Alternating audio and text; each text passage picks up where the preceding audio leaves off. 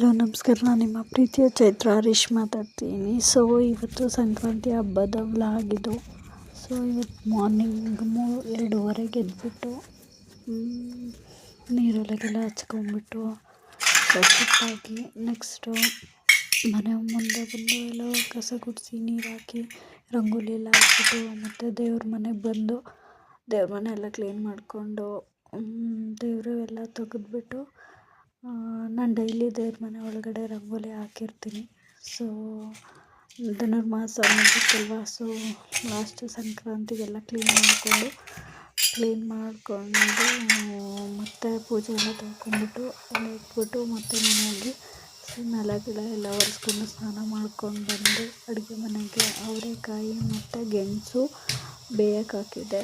So ಬೇಯಕ್ಕೆ ಹಾಕಿ next ಒಂದು ಸ್ವಲ್ಪ ಹಣ್ಣೆಲ್ಲ ಇಟ್ಕೊಂಡ್ಬಿಟ್ಟು ಅದಕ್ಕೆ ತುಪ್ಪ, ಜೇನುತುಪ್ಪ ಎಲ್ಲ ಹಾಕಿ ಹಣ್ಣು ತುಪ್ಪ ಅಂತ ಮಾಡ್ತಾರೆ ಈ ಕಡೆ ಸೈಡು. ಸೊ ಅದು ಬೇರೆ ಸಪ್ರೇಟು. ಮತ್ತು ಹಣ್ಣುಗಳನ್ನೆಲ್ಲ ನೀಟಾಗಿ ಕಟ್ ಮಾಡಿಕೊಂಡು ಅದನ್ನು ನೀಟಾಗಿ ಹೆಚ್ಕೊಂಡ್ಬಿಟ್ಟು ಎಲ್ಲನೂ ಒಂದು ಬೌಲಿಗೆ ಹಾಕಿ ಮತ್ತು ಕಡಲೆಕಾಳು ಬಿಡಿಸ್ಕೊಂಡು ಅದು ಸಪ್ರೇಟಾಗಿ ತೊಗೊಂಡೋಗ್ಬೇಕು. ಇಲ್ಲಿ ಶಿವನ ದೇವಸ್ಥಾನ ಇದೆ. ಸೊ ವರ್ಷ ಅಲ್ಲಿಗೆ ಹೋಗಿನೇ ಪೂಜೆ ಮಾಡಿಸ್ಕೊಂಬರ್ತೀವಿ. ಅಲ್ಲೋಗಿ ಇದನ್ನೆಲ್ಲ ಕೊಟ್ಬಿಟ್ಟು ಪೂಜೆ ಮಾಡಿಸ್ಕೊಂಡೇ ಬರಬೇಕು.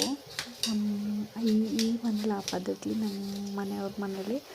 ಸೊ ಎಲ್ಲ ಕಟ್ ಮಾಡಿಕೊಂಡು ಒಂದು ಬೌಲಿಗೆ ಹಾಕಿ ಎಲ್ಲನೂ ಎತ್ತಿಟ್ಕೊಂಡೆ. ಸೊ ಎತ್ತಿಟ್ಕೊಂಡು ಇದನ್ನೆಲ್ಲ ನೀಟಾಗಿ ಬೌಲಿಗೆ ಹಾಕಿ ಎತ್ತಿಟ್ಕೊಂಡು ಕಡಲೆ ಗಿಡ ತಂದಿದ್ರು ನಮ್ಮ ಮನೆಯವರು. ಸೊ ಕಡಲೆ ಗಿಡನೂ ಬಿಡಿಸಿ ಸ್ವಲ್ಪ ಎತ್ತಿಟ್ಕೊಂಡೆ. ನೆಕ್ಸ್ಟು ಅದೇ ಅವರೆಕಾಯಿ ಗೆಣಸು ಎಲ್ಲ ಬೇಂದಿದ್ವಲ್ವ, ಅವನ್ನೆಲ್ಲ ಎತ್ತಿ ಬೌಲಿಗೆ ಹಾಕಿಟ್ಕೊಳ್ಬೇಕು ಅಂತ ಗ್ಯಾಸ್ ಮೇಲಿಂದ ಕುಕ್ಕರ್ ತೆಗೆದ್ಬಿಟ್ಟು ಅದು ವಿಸಿಲ್ ಆಗಿತ್ತು ಆವಾಗ ತಾನೆ. ಸೊ ತೆಗೆದ್ಬಿಟ್ಟು ಬೌಲಿಗೆ ಹಾಕಿಟ್ಕೊಂಡು ಅಂತೇಳಿ ಇಟ್ಕೊಂಡೆ. ಅಷ್ಟೊತ್ತಿಗೆ ನಮ್ಮ ಮನೆಯವರು ಏನಾದರೂ ಮಾಡಿಕೊಡ್ಲಾ ಅಂತ ಹೇಳ್ತಿದ್ರು. ಸೊ ನಾನು ಬೇಡ, ರೆಸ್ಟ್ ಮಾಡಿ ಬೇಡ ಅಂತ ಅಂದ್ಕೊಂಡು ಅವರು ಬುಧವಾರ ಅಂದರೆ ಎಸ್ಟರ್ಡೇ ಸಂತೆ, ಬುಧವಾರ ಸಂತೆ. ಸೊ ಅವರು ಟಯರ್ಡ್ ಆಗಿದ್ದರು. ನಾನು ಹೆಂಗಾದ್ರು ಧನುರ್ಮಾಸ ಪೂಜೆ ಮಾಡ್ತಿದ್ದಲ್ಲ 1 ಮಂತು. ಸೊ ಅದಕ್ಕೆ ಅದೇ ನನಗೆ ಅಭ್ಯಾಸ ಆಗೋಗಿತ್ತು. ಸೊ ಅವ್ರಿಗೆ ಯಾಕೆ ಸುಮ್ಮನೆ ಡಿಸ್ಟರ್ಬ್ ಮಾಡಬೇಕು ಅಂತ, ಅವ್ರು ಯಾಕೋ ಕಾಲು ನೋವು ಅಂತ ಇದ್ದರು. ಸೊ ಪರವಾಗಿಲ್ಲ ಮಾಡ್ಕೊತ ಮಲ್ಕೊಳ್ರಿ ಅಂತ ಹೇಳ್ಬಿಟ್ಟು ಮಲಗಿದ್ರು. ನನ್ನ ಮಗಳಿಗೂ ಸ್ವಲ್ಪ ಜ್ವರ ಇತ್ತು. ಒಂದು 4 ಡೇಸ್ ಆಯಿತು ಜ್ವರ ಬಂದುಬಿಟ್ಟು. ಅದೆಲ್ಲನೂ ಅವಳು ನೋಡಿಕೊಂಡು ಅವಳು ಸಿರಪ್ ಹಾಕ್ಕೊಂಡು ಇದು ಮಾಡ್ತಾಯಿದ್ದೆ. ಸೊ ಹೆಸರುಬೇಳೆ ಮತ್ತು ಅಕ್ಕಿ ಅದನ್ನೆಲ್ಲ ಹಾಕ್ಕೊಂಡು ಪೊಂಗಲ್ ಮಾಡೋಣ ಅಂತ ರೆಡಿ ಮಾಡಿಕೊಂಡ್ರೆ. ಪೊಂಗಲ್ ಜೊತೆ ಇನ್ನೊಂದು ಗೊಜ್ಜು ಅಂತ ಮಾಡ್ತಾರೆ ನಮ್ಮನೇಲಿ. ಸೊ ಮೊದಲೆಲ್ಲ ಉಪ್ಪಿಟ್ಟು ಮಾಡ್ತಿದ್ದೆ ಅಂತ, ಇವಾಗ ಇತ್ತೀಚೆಗೆ ನಾನು ಬಂದಮೇಲೆ ಪೊಂಗಲ್ ಮತ್ತು ಹುಗ್ಗಿ ಗೊಜ್ಜು ಮಾಡು ಅಂತ ಅಂದರು. ಸೊ ಅದಕ್ಕೂ ಎಲ್ಲ ಇದು ಮಾಡಿಕೊಂಡೆ. ಎಲ್ಲ ಮಾಡ್ಕೊಂಡ್ಮೇಲೆ ಸ್ವಲ್ಪ ಹುರ್ಕೊಂಬಿಟ್ಟು ಇದು ನೆಕ್ಸ್ಟ್ ಕುಕ್ಕರಿಗೆ ತೊಳೆದ್ಬಿಟ್ಟು ಇಡೋಣ ಅಂತ ಹೇಳ್ಬಿಟ್ಟು ಕುಕ್ಕರಿಗೆ ಎಲ್ಲ ತೊಳ್ಕೊಂಡು ನೀಟಾಗಿ ತೊಳ್ಕೊಂಡು ಇಡೋಣ ಅಂತ ಅಷ್ಟೊತ್ತಿಗೆ ಏನಾಗುತ್ತೆ, ಬೇಗ ಹೊರಡು ಅಂತ ಹೇಳಿದ್ರು. ಒಬ್ಬಳೇ ಹೋಗಿ ಬರ್ತೀನಿ ಅಂತ ಹೇಳಿ ಅದನ್ನು ಮಾಡಿಕೊಂಡು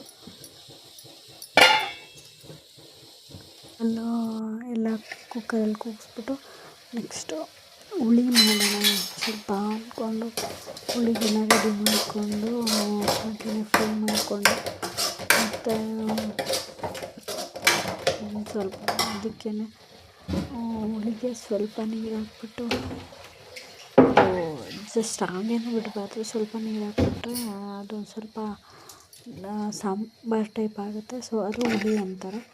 ಸೊ ಅದನ್ನು ಹುಗ್ಗಿ ಗೊಜ್ಜು ಅಂತಾರೆ.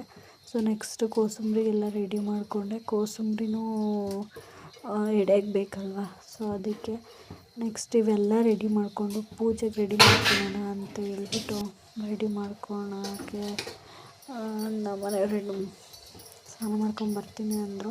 ಸೊ ಬೇಡ ಯಾಕೋ ಹುಷಾರಿಲ್ಲ ಎಲ್ಲ ಮಲ್ಕೊಳ್ರಿ ಅಂತ ಅಂದ್ಬಿಟ್ಟು ನಾನೆಲ್ಲ ರೆಡಿ ಮಾಡಿಕೊಂಡೆ. ಅಷ್ಟೊತ್ತಿಗೆ ಟೈಮ್ ಆಲ್ರೆಡಿ 6 ಆಗ್ತಾ ಬಂತು, ಸಾರಿ 5 ಆಗ್ತಾ ಬಂತು. ಅಷ್ಟೊತ್ತಿಗೆ ನಾನು ಕೂಡ ಎಲ್ಲ ಕ್ಲೀನ್ ಮಾಡಿಕೊಂಡು ಪೂಜೆ ಮಾಡಿಕೊಂಡು ದೇವ್ರ ಮನೆ ಎಲ್ಲ ದೀಪ ಹಚ್ಬಿಟ್ಟು ರಂಗೋಲಿ ಎಲ್ಲ ಹಾಕಿ ಎಡೆ ಎಲ್ಲ ಮಾಡಿದೆ. ಮನೆ ಒಳಗಡೆ ಎಡೆ ಮಾಡಿಟ್ಟು ಈ ರೀತಿ ನಾವು ಎಡೆ ಮಾಡ್ತೀವಿ. ಸೊ ನೆಕ್ಸ್ಟ್ ದೇವಸ್ಥಾನಕ್ಕೆಲ್ಲ ನೀಟಾಗಿ ವೀಳ್ಯದೆಲೆ, ಆಮೇಲೆ ಹಾಲು ತುಪ್ಪ ಮತ್ತು ಪೂಜೆ ಸಾಮಾನೆಲ್ಲ ಒಂದು ಕವರಿಗೆ, ಕಾಯಿ ಹಣ್ಣು ಎಲ್ಲ ಹೂವು ಉದ್ಬತ್ತಿ ಎಲ್ಲ ಹಾಕ್ಕೊಂಡು ಒಂದು ಕವರಿಗೆ ಇಟ್ಕೊಂಡು ನೆಕ್ಸ್ಟ್ ವೀಳ್ಯದೆಲೆ ಅದೆಲ್ಲ ಹಾಕ್ಕೊಂಡು ಹಣ್ಣು ತುಪ್ಪ ಕಬ್ಬು ಅಕ್ಷತೆ ಕಾಳು ಕುಂಕುಮ ಎಲ್ಲನೂ ರೆಡಿ ಮಾಡಿಕೊಂಡು ದೇವಸ್ಥಾನಕ್ಕೆ ಹೋದೆ. ಸೊ ದೇವಸ್ಥಾನಕ್ಕೆ ನಿಯರ್ ಮನೆಗೆ ಅಷ್ಟೊತ್ತಿಗೆಲ್ಲ ಎಷ್ಟೊಂದು ಜನ ಬಂದು ಪೂಜೆ ಮಾಡಿಸ್ಕೊಂಡು ನನಗೆ ಬಂದೆ. ಸೊ ಈ ವ್ಲಾಗ್ ಇಷ್ಟ ಆಗಿದೆ. ನೆಕ್ಸ್ಟ್ ವೀಡಿಯೋಕ್ಕೆ ವಾಚ್ ಮಾಡಿ.